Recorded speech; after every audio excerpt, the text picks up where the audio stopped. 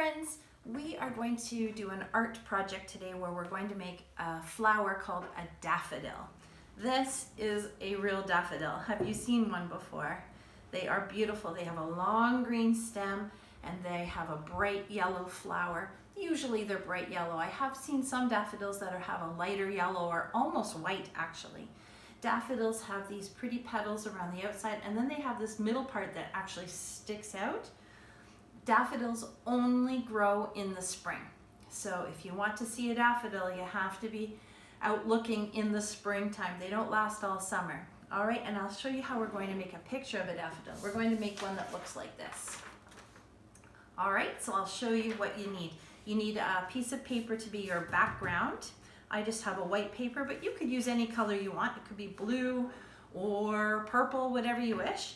And then you're going to need some yellow paper to make the yellow daffodil, and then some green for the stem and the leaves. All right, of course you also need some scissors and some glue and a pencil or something to write with. All right, so to get started, I'm going to take my piece of paper and just cut off a strip about like this. So it's just like a long skinny rectangle. And actually I think that's a little too long. I'm going to take a piece off of it. There we go. So a long skinny rectangle, and we're going to be turning it, gluing it together to make a cylinder shape. So to do that, you need that rectangle, and then you're going to put glue on the short end of your rectangle. So let me put some glue on here, and then we will turn the paper so it meets up together. And I'm going to press with my fingers there until it's nice and stuck together. All right, so you see I made a cylinder there. There it is. Now, to this cylinder, I need you with your scissors to cut little slits on the ends like this. Just little snip, snip. Just keep turning your cylinder around while you do snips and snips until you've gone all the way around with your snips. And then do the same on the other end of your cylinder. Little snips, just little cuts. You're not cutting all the way through or anything, just little cuts like that. Now, with one end, with those little cuts, you're going to fold them in. So you see how I'm folding them in. That's not too tricky to do. Fold them in, that's one end. With the other end of your cylinder, I would like you to fold those little pieces out. So one end you fold in, and one end you fold out. Just keep going all the way around till all your pieces are folded out. I bet you figured out which part of the daffodil that's going to be.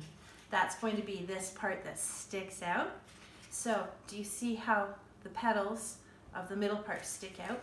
This is going to be where we're attaching it to the paper. And I'm actually going to go ahead and attach it now. So on my paper here, I'm going to put some glue, nice blob of glue, and then I'm going to press this down on, you can reach right in there with your fingers to press it down onto your paper. All right, so this is what I have so far, part of a daffodil.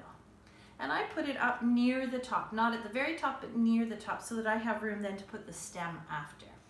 Okay, now while that's gluing, you're going to use your other piece of yellow, some more yellow, and you're going to be cutting out all of these petals here. Do you see how they're a little bit pointy? They're almost like a triangle, all of these petals, and there are 6 of them. 1, 2, 3, 4, 5, 6. So we're going to make 6 triangle sort of shapes to be the petals. And you could draw and cut out 6 on your paper, or you could take a shortcut like I'm going to do. I'm going to fold my paper in half, and now I'm just going to draw and cut out 3 of those triangle shapes. So you're going to draw a straight across bottom to your petals, and then you're going up to a point, but I made my, instead of straight edge triangle, I made them a little bit curved because these petals are a little bit curved. So I've got straight across, up to a point, and I'm going to do 3 of those. And if I hold my 2 sides of my paper closed while I cut, I'll get 2, 2, and 2 petals at the same time. It's a bit of a shortcut. So I'm just going to cut on there. Don't forget to hold the paper, the two sides closed though while you cut if you want to do that shortcut. You see what I mean? I cut out two at the same time. I'm going to cut out another two. Here we go. Keep your scissors on the line. Keep your car on the road. Ta-da! Another two.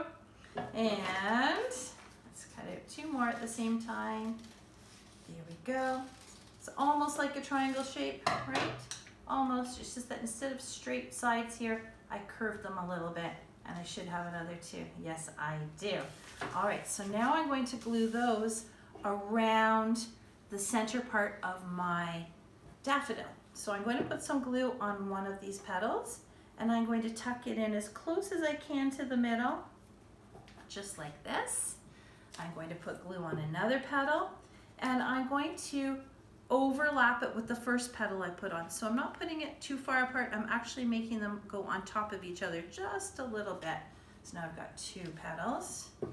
Here comes my third petal, tucking it in like this. Show you so far. It's the start of the daffodil.